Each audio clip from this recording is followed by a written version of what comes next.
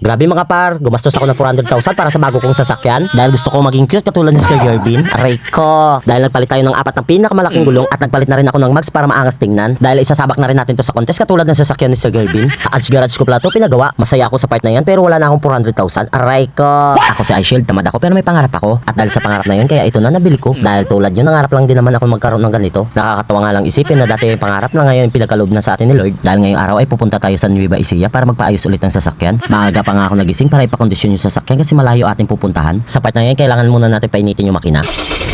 Yun.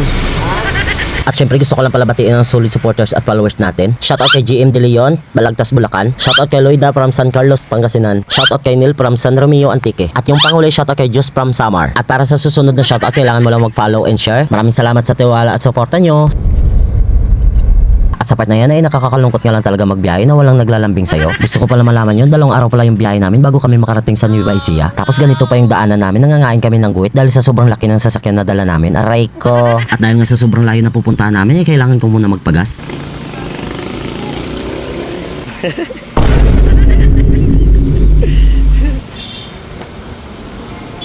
Hey! Ang mapangit! Sinama ko pala yung mga pinsan ko na hindi alam ng mga magulang nila. Ang buong akala kasi nila malapit lang yung pupuntahan ko. Ang hindi nila alam sa biyahe pa lang ay 3 araw na.